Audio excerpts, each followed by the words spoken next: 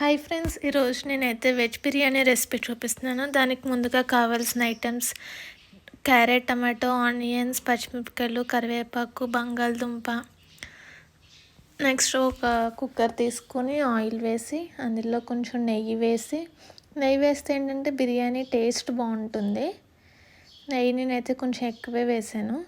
కొంచెం జీలకర్ర, జీడిపప్పు వేసుకుంటే బాగుంటుంది. జీడిపప్పు వేసుకోండి.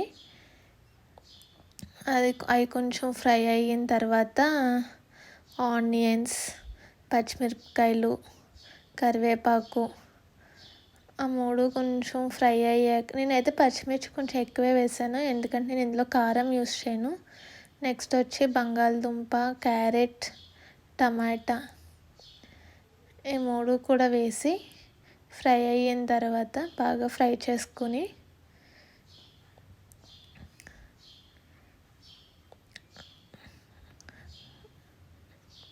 అవన్నీ కొంచెం ఫ్రై అయిన తర్వాత నెక్స్ట్ పుదీనా వేసాను.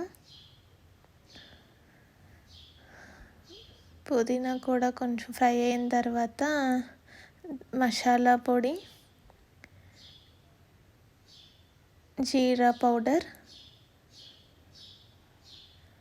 అండ్ ధనియాల పొడి ఈ మూడు కూడా వేసి, నేను ధనియాల పొడి కొంచెం ఎక్కువ యూస్ చేస్తాను, ఎందుకంటే దానివల్ల మనకి బిర్యానీ అనేది కమ్మగా ఉంటుందన్నమాట. నెక్స్ట్ నానబెట్టిన బాస్మతి రైస్ వేసాను. బాస్మతి రైస్ వాటర్ పోసి మిల్ మేకర్ వేసాను.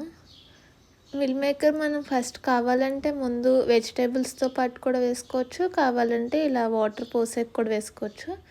మిల్ మేకర్ ముందు మనం కొంచెం వేడి నీళ్ళల్లో వేస్తే ఒక 5 minutes బాగుంటుంది. నెక్స్ట్ సరిపడేంత ఉప్పు వేసి బాగా కలుపుకొని మనం కొంచెం టేస్ట్ చూసుకొని వాటర్లో ఉప్పు సరిపోయింది అనుకుంటే మూత పెట్టేసి ఒక 2 whistles రానిస్తే చాలు, ఎందుకంటే అంతకంటే ఎక్కువ వస్తే బాగోదు. కరెక్ట్గా 2 whistles ఆఫ్ చేసేసుకుంటే మన బిర్యానీ అనేది రెడీ. ఇదే ఈరోజు నేనైతే లంచ్ బాక్స్లోకి ప్యాక్ చేశాను అనమాట.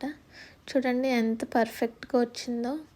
వెజిటేబుల్ బిర్యానీలో ఏంటంటే మనకి వెజిటేబుల్సే ఎక్కువ ఉంటే బాగుంటుంది అనమాట. అయితే లంచ్ బాక్స్లో బిర్యానీ, రైతా 2 పెట్టి ప్యాక్ చేసాను. Okay friends, bye. Subscribe my channel.